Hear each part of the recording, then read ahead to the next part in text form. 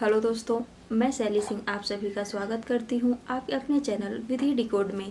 आज हम बात करेंगे बहुत ही पॉपुलर लीगल वर्ड बेल यानी जमानत के बारे में। हम सभी जानते हैं कि जमानत का मतलब यह है कि पुलिस जब हमें किसी नॉन बेलेबल ऑफेंस के लिए अरेस्ट करती है या करने वाली होती है तो हम कोर्ट में एप्लीकेशन फाइल करके अपनी बेल करवाते हैं ताकि केस की ट्रायल चलने तक हमें जेल में ना रहना पड़े। लेकिन आज हम यह भी जानेंगे कि जमानत कुल कितने टाइप की होती है और इसके अलग अलग टाइप के बारे में क्या प्रोविज़न है। अगर आप पूरी जानकारी जानना चाहते हैं तो चैनल को सब्सक्राइब करें। जमानत बेसिकली 4 टाइप्स की होती हैं, जिनमें पहली है रेगुलर बेल और दूसरा है डिफ़ॉल्ट बेल और तीसरा है एंटीसिपेटरी बेल और चौथा है इंटरिम बेल। अब हम एक एक करके शॉर्ट में समझने की कोशिश करते हैं। बेल का सबसे पहला टाइप यानी रेगुलर बेल के बारे में प्रोविज़न सीआरपीसी की सेक्शन 437 और 439 में दिया गया है। ये तो आप जानते हैं कि किसी भी मैटर में पुलिस जब किसी व्यक्ति को अरेस्ट करती है तो 24 घंटे के भीतर उसे निकटतम मजिस्ट्रेट के सामने पेश करना जरूरी होता है। तो किसी व्यक्ति को अरेस्ट करने के बाद जब पहली बार उसे मजिस्ट्रेट के सामने पेश किया जाता है, उसके बाद कभी भी रेगुलर बेल के लिए एप्लीकेशन फाइल की जा सकती है। यहाँ पर इम्पॉर्टेंट है कि अगर बेल एप्लीकेशन मजिस्ट्रेट के सामने पेश की जाती है तो सेक्शन 437 लागू होगी और अगर एप्लीकेशन सेशन कोर्ट या हाई कोर्ट में पेश की जाती है तो सीआरपीसी की सेक्शन 439 एप्लीकेबल होगी। तो शॉर्ट में यह कह सकते हैं कि जब किसी व्यक्ति की गिरफ्तारी के बाद मजिस्ट्रेट कोर्ट में सीआरपीसी की सेक्शन 437 के अंतर्गत एप्लीकेशन फाइल करके या सेशन कोर्ट या हाई कोर्ट में सीआरपीसी की सेक्शन 439 के अंतर्गत एप्लीकेशन फाइल करके जमानत प्राप्त की जा सकती है, उसे रेगुलर बेल कहते हैं। ये बेल प्रायः केस की ट्रायल चलने तक की होती है। अब हम बात करेंगे दूसरे बेल के बारे में। बेल के दूसरे टाइप में आता है डिफ़ॉल्ट बेल, जिसके बारे में प्रोविज़न सीआरपीसी की सेक्शन 167 में दिए गए हैं। दोस्तों, पुलिस किसी मैटर में एफआईआर होने के बाद कितने टाइम में अपनी रिपोर्ट पेश करेगी, इसके बारे में कोई प्रोविज़न नहीं है, लेकिन सीआरपीसी की सेक्शन 167 में ये प्रोविज़न ज़रूर किया गया है कि अगर पुलिस ने किसी व्यक्ति को अरेस्ट किया है और अपराध ऐसा है जिसमें 10 साल या उससे ज़्यादा की सज़ा का प्रोविज़न है तो अरेस्ट से 90 दिन तक पुलिस चार्जशीट फाइल नहीं करती। तो ऐसे अरेस्ट किए गए व्यक्ति को बेल पर छोड़े जाने का अधिकार मिल जाएगा। इस तरह से यदि एफआईआर किसी ऐसे अपराध के संबंध में है जिसके लिए 10 साल से कम की सज़ा का प्रोविज़न है तो ऐसे अरेस्ट किए गए व्यक्ति को बेल पर छोड़े जाने का अधिकार मिल जाता है। इसको डिफ़ॉल्ट बेल कहते हैं, क्योंकि ये माना जाता है कि अगर पुलिस एक निश्चित टाइम में चार्जशीट फाइल नहीं कर पाती तो अरेस्ट किए हुए व्यक्ति को एक लिमिट से ज़्यादा अरेस्ट नहीं रखा जा सकता है।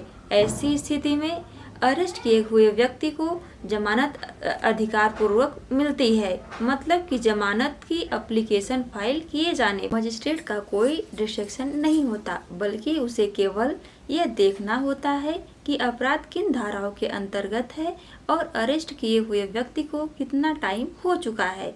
अगर 60 दिन या 90 दिन वाली कंडीशन फुलफिल होती है तो मजिस्ट्रेट को बेल ग्रांट करनी ही होगी।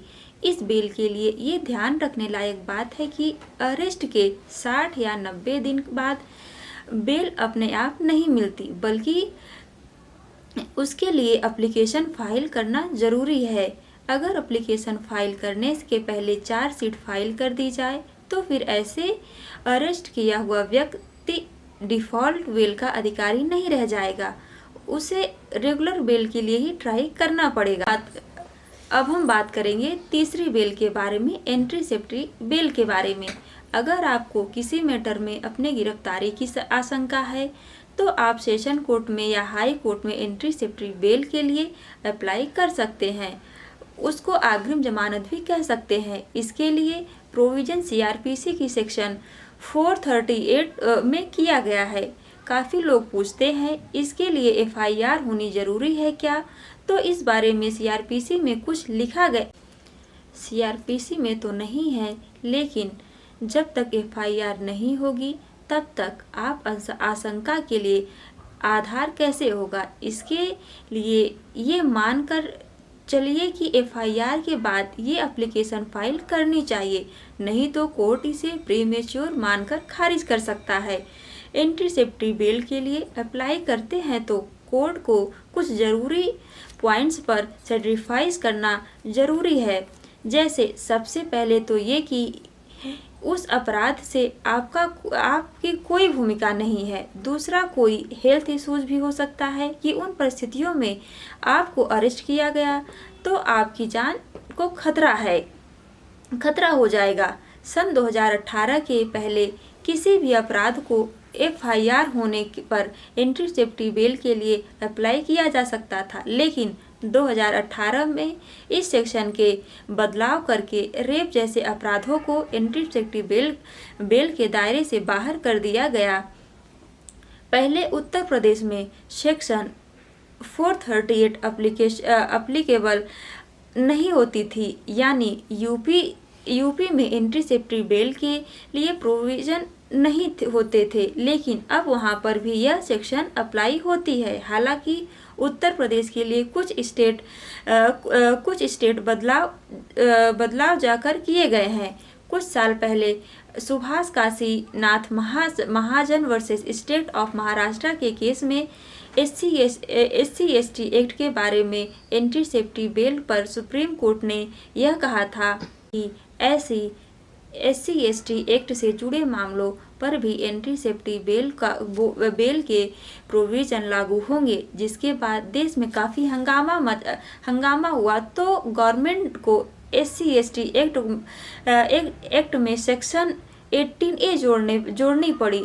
इस सेक्शन को जोड़कर SC/ST एक्ट पर एंटीसिपेटरी बेल की एप्लीकेबिलिटी को खत्म कर दिया गया, यानी अब SC/ST एक्ट के अपराध में अग्रिम जमानत नहीं ली जाती। अब बात करेंगे चौथे बेल के बारे में, जो इंटेरिम है। जैसे कि इसके नाम से ही क्लियर है कि इसका नेचर अस्थायी टाइप का है। और भी इंटरेस्टिंग बात है कि इंटेरिम बेल के बारे में सीआरपीसी में कोई प्रोविज़न नहीं है। काफ़ी बार जब सेशन कोर्ट या हाई कोर्ट में यह एंटीसिपेटरी बेल के लिए कोई अप्लाई की जाती है, जिस पर या तो कोर्ट हियरिंग नहीं कर पाता या फिर कोर्ट ऐसा कारण या गिरफ्तारी की आशंका का आधार पूछती है जिस पर एप्लीकेंट को ज़रूरत हो, तो उस टाइम कोर्ट से रिक्वेस्ट की जा सकती है कि आगामी तारीख पेशी तक या निश्चित टाइम तक के लिए, जैसे 2 सप्ताह या 4 सप्ताह तक के लिए अरेस्ट को रोका जाए, तो कोर्ट को उचित लगने पर निश्चित टाइम तक के लिए बेल ग्रांट कर देता है। इसको ही इंटेरिम बेल कहते हैं। ऐसे ही लीगल जानकारी के लिए हमारे चैनल को सब्सक्राइब करें और वीडियो पसंद आया हो तो लाइक करें।